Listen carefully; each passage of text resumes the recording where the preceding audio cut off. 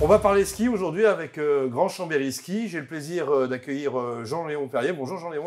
Bonjour Laurent, effectivement, on va parler de ski, d'un nouveau club, un grand nouveau club qui est né sur Chambéry depuis 6 mois. Alors, vous en êtes le président, mais il faut savoir que vous étiez vice-président du TECAM qui existe depuis 1907. Alors effectivement, le TECAM, c'est une association qui date de 1907. Enfin, c'est le regroupement de deux associations qui étaient les touristes chambériens et les Amis de la Montagne, qui ont fusionné en 1924. Et voilà. Donc dans les Amis de la Montagne, on fait de la rando, on fait du freestyle, on fait tout type de ski. On fait tout type de ski, non, on ne fait pas de ski de fond, par exemple. D'accord. Mais par contre, on fait effectivement du ski alpin, on fait du freestyle, de la rando. Et puis, on a une école de ski pour les plus jeunes qu'on va effectivement développer. Donc, TECAM fusionne depuis 1 an avec Ski Compétition Chambéry. Et Luc, Luc, vous étiez le président de Ski Compétition Chambéry. Vous avez fusionné, vous êtes plus dans le ski alpin. Ouais, nous moi je m'occupais d'une structure qui s'appelle Ski Compétition Chambéry, qui était une structure dédiée, comme son nom l'indique, à la compétition de ski alpin. Et on est un club implanté sur Chambéry qui s'entraîne et qui a ses activités sur Hayon-Margeria, donc c'est la station qui est juste au-dessus de Chambéry.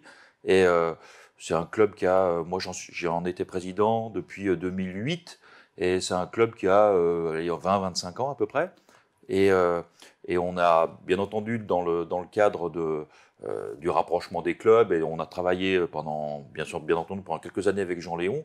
Et à ce titre-là, on a évoqué il y a déjà 2-3 ans la possibilité de fusionner nos deux structures pour créer Grand Chambéry Ski, pour qu'effectivement on ait une représentativité et un nombre de licenciés plus conséquent et une capacité à rassembler le plus possible de gens sur les skis. Aujourd'hui, Jean-Léon, c'est 300 adhérents, c'est ça?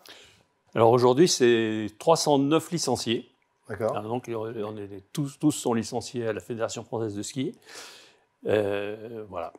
Alors, qu'est-ce qu'on y fait finalement à Grand Chambéry Ski? On vous regarde aujourd'hui sur Internet, on se dit tiens, pourquoi s'inscrire dans ce club?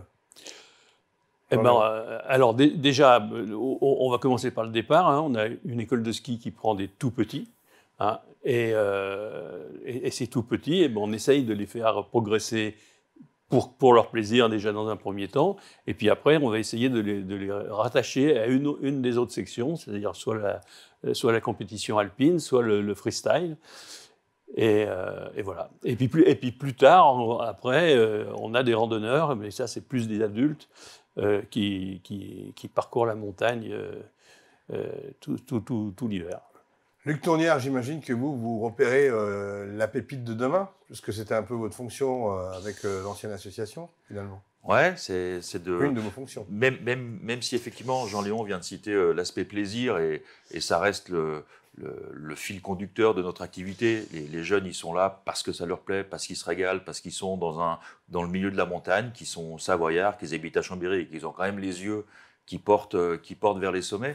Malgré tout, c'est vrai qu'on est vraiment un club de compétition, et à ce titre-là, les jeunes, ils aiment ça, ils aiment se confronter, ils aiment participer à l'ensemble des courses, et qu'on peut à la fois proposer et organiser, nous, sur le site de Hayon-Margeria, et à la fois, bien entendu, participer à l'ensemble des courses sur le domaine de la Savoie, du comité de Savoie, y compris à travers ce qu'on appelle les coupes d'argent, qui sont vraiment des coupes qui sont limitées à l'aspect savoyard chez nous, et des championnats de France sur des catégories U14 et U16, puisqu'on a aujourd'hui on est très représenté sur les championnats de France et sur des épreuves qui sont nationales, avec des jeunes qui tournent très fort. Ouais.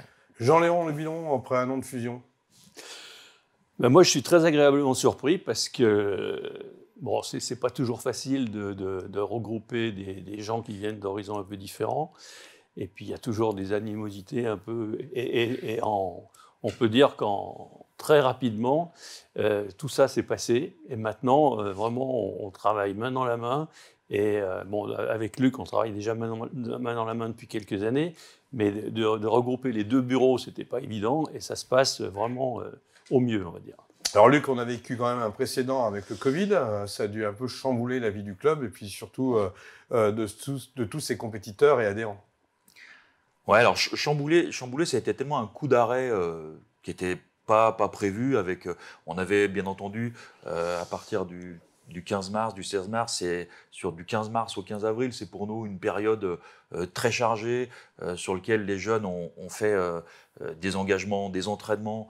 Et effectivement, ça a été un coup d'arrêt et ça a laissé un petit goût amer, comme beaucoup. Hein, là, c'était sur un aspect sportif, d'autres sur des aspects professionnels. Mais ceci dit, les jeunes sont restés motivés. Dès qu'on a été en capacité de nous rencontrer à nouveau et de repréciser, de redonner de la dynamique et de la perspective à tout le monde, on s'est employé à ça. Et aujourd'hui, on attend effectivement la saison prochaine pour être encore plus fort. Ouais. Jean-Léon, la feuille de route pour l'année à venir ou les années à venir? Alors, des feuilles de route, il y en a plusieurs. Hein. Bon, Luc vous parlera plus particulièrement de la compétition. Moi, je peux déjà vous dire qu'au niveau du freestyle, on va très probablement changer de site, hein, parce que jusqu'à présent, on s'entraînait sur Valloire. Vous voulez aller où? Le snowpark à Valloire est plus touristique que sportif, on va dire. Donc l'objectif, c'est d'aller où? Donc l'objectif, ça serait d'aller sur Val Thorens. Donc on a un entraîneur qui est de la vallée des Menuets en plus, donc plus ça l'arrange. Donc voilà, on va essayer d'organiser ça comme ça. Si on part oui, d'autres objectifs, j'imagine?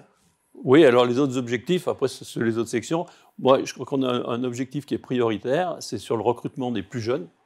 Hein, c'est-à-dire qu'on va baisser la limite d'âge à 5 ans. On va les prendre le tout petit. Et on avait déjà commencé à le faire un peu l'année dernière et ça a bien marché, mais là on va essayer de le faire en plus grand, de façon à avoir un réservoir qui soit intéressant. On part sur une cinquantaine d'enfants entre 5 et 7 ans pour attaquer la saison prochaine. Donc on va attaquer le recrutement tout de suite, là, c'est pour ça qu'il faut qu'on en parle.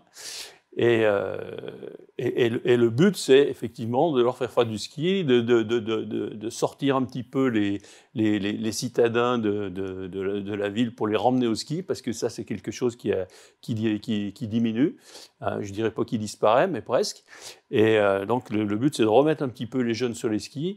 Et puis, dans ces jeunes-là, on espère bien en garder quelques-uns pour la compétition et pour le freestyle.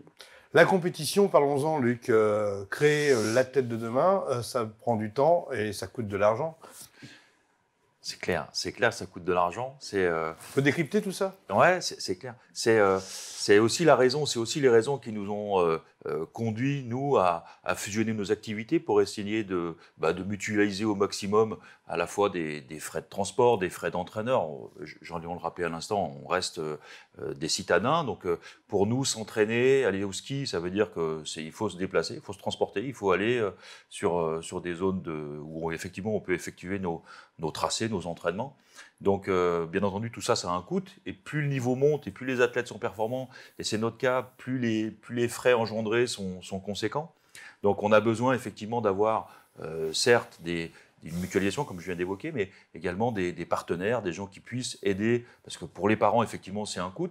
Donc, il faut également qu'on ait des partenaires, des mécènes qui nous permettent de faire évoluer notre club, d'avoir un peu de ressources financières plus conséquentes et qui nous permettent d'avoir les meilleurs coachs, puisque c'est des coachs qui sont professionnels et qui coûtent aussi, et qui coûtent, et c'est à travers leur engagement, et bien entendu ils en vivent, donc à travers leur engagement et les capacités qu'ils ont à pouvoir pousser tous ces jeunes vers l'aventure du sport de haut niveau. C'est à travers ça qu'effectivement on est capable à travers l'aspect financier, qu'on est capable de faire au mieux. Finalement, ce financement d'athlètes se fait à 3 niveaux. La famille qui, bien sûr, s'investit, le mécénat athlète et puis les partenaires, parce que les partenaires ont une place importante dans Grand Chambéry Ski. Oui, on peut dire que c'est un tiers. Hein. Donc, c'est sûr que si on n'a pas les partenaires, ça va être beaucoup, beaucoup plus compliqué de faire avancer la chose. Mais jusqu'à présent, on a à peu près rempli nos objectifs, hein, même carrément rempli nos objectifs. Cette année, on espère qu'avec le Covid, nos partenaires vont quand même être capables de nous suivre. Mais bon, ça s'annonce pas catastrophique, hein, donc ça devrait bien se passer. Ouais. Vous ouvrez la porte à de futurs adhérents encore? Au niveau des partenaires? Au niveau des partenaires, évidemment, mais au niveau du grand public? Ah ben, Oui. bien sûr, oui, c'est ce que je disais tout à l'heure avec les plus jeunes. Là, hein. Donc on espère bien... On peut frapper à votre porte et s'inscrire. Il n'y a aucun problème. Quelles sont les conditions? Ah ben, D'avoir le sourire déjà? Voilà, ça c'est la première chose, c'est d'essayer de venir chercher toujours du plaisir. Et puis bon, il y a des petites conditions financières qui sont variables en fonction des sections et en fonction de l'âge des enfants. Mais il n'y a pas de souci. Pour fédérer, j'imagine que vous créez de nombreux rendez-vous. Les prochaines dates, il y en a déjà de programmées? Tout début septembre, il y a une journée des associations de Chambéry, auxquelles bien entendu on participe activement. Et puis effectivement, le fait d'avoir aujourd'hui peut-être plus de 300 licenciés, c'est effectivement une surface de communication globale de l'ensemble de ces adhérents vers à la fois leurs copains, les parents. Donc effectivement, ça passe également par là. Et on a une action plus concrète sur septembre et octobre vers des futurs adhérents qu'on espère nombreux et qui rejoindront notre grande famille du ski. Ouais. Messieurs, merci. Eh bien, profitez bien de ce terrain de jeu qu'est la montagne et la neige, et à bientôt sur Savoie News. Eh ben, merci Laurent. Merci Laurent.